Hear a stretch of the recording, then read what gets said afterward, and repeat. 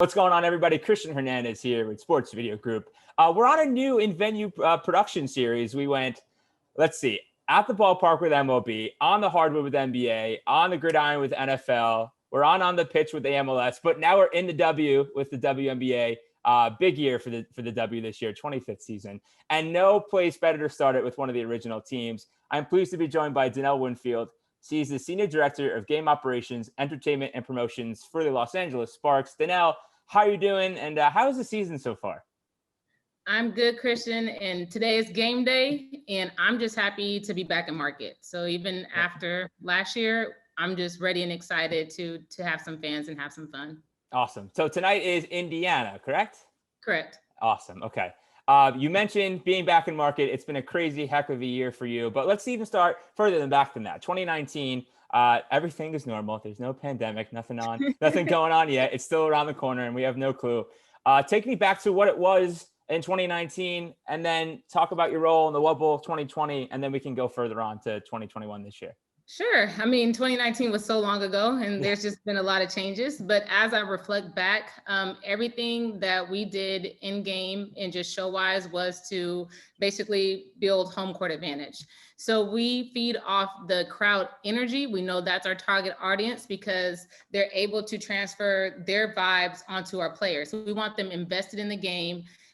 We make sure our content is fun. Like we're doing dance cams, we're doing hypes, we're planning for good breaks with our entertainment teams, we're working with our mascot. So definitely entertainment heavy, and definitely like a lot of scripting behind that. Yes, we did run like a lot of videos made by AEG and everything, but we really are entertainment heavy, and we really lean into theme days. So it was, crazy then, crazy now, and just a different type of coordination. Talk to me about that middle year, the one that we like to forget about in 2020. But the WNBA was in the Wubble down at IMG in Florida. I don't think you were there, and if you weren't there, what was your role kind of making sure that the team kind of felt like they were home, even though they were miles away? Sure. I would definitely say we have a one-of-a-kind show. In 2019, we were ranked number one due to from a fan survey that we had by Experience Evolution. So in the league, we were trending high. Like we have a vibe with our show. Right. So in order to make our players felt like we were with them, we wanted to make sure like our theme days were felt, our music was present. I was able to instruct three-point productions, like what we needed to do in order to set that type of ambiance to give our players home court advantage when they were the home team in Florida. So honestly, it's everything that I would do for a game day, but I just packaged it up nicely and sent it on. So it was hard to watch because I'm like, oh, okay, I see this on TV and I see that. I felt a little disconnected. So that's where my excitement is coming in today, because I finally get to produce shows again in front of fans. The usual location for the Sparks is Staples Center, but with the NBA pushing their season back and with the Lakers and the Clippers in the postseason, you guys are now playing in the Los Angeles Convention Center. Tell me what that was like, not transferring the court to the LACC, but also your productions. What's it been like kind of getting used to a new home for the first couple of games? Christian, honestly, it's been an adventure. Yeah. Definitely the court, and we have a new court,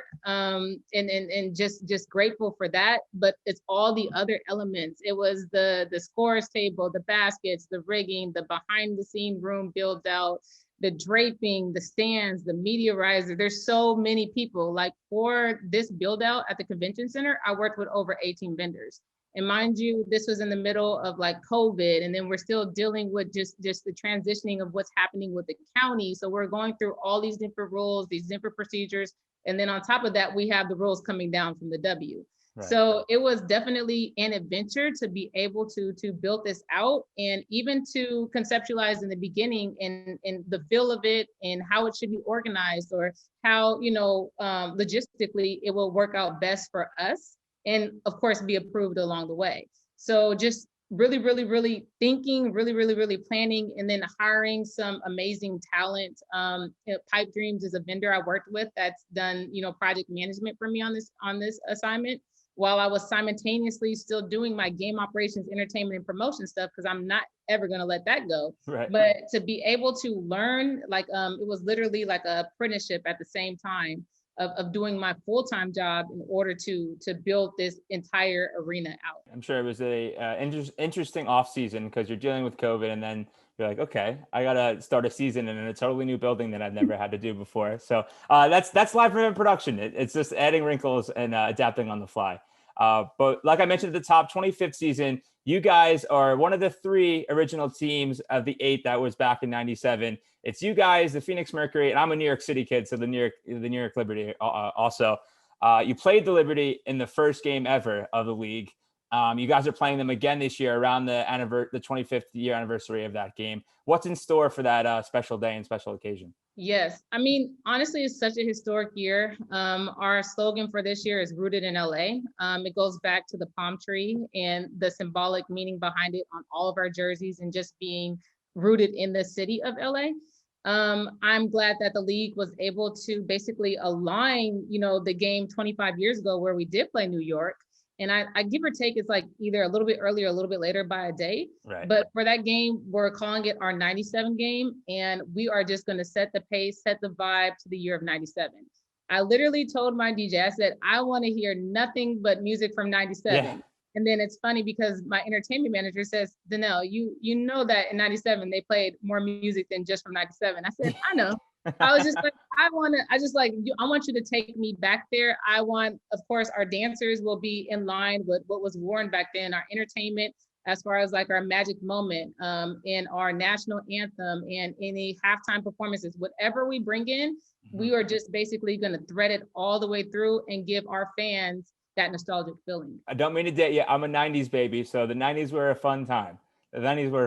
So nothing like 97. Awesome that you guys are celebrating your history and the history of the league. That should be fun. Before I let you know, Danelle, let you go, Danelle. I know it's a busy day. It's game day, but shout out to crew members. It's not just you up in the control room. And you mentioned people like 3 Point Productions and other vendors that made this season possible and in years prior possible.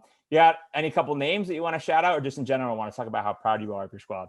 Yes, I mean, I have to shout my crew out. Like I said, I appreciate them. Honestly, we all sit together and we're able to work cohesively on this project. And my team, I just the way that everything came together over the years, it's like our weaknesses and our strengths complement each other. Right. So I definitely want to shout out my senior entertainment manager, Deborah Moten. She does an amazing job with all of our dance crews and booking talent. Conrad Williams is our game operations manager. So he actually sits at the tables and calls the game.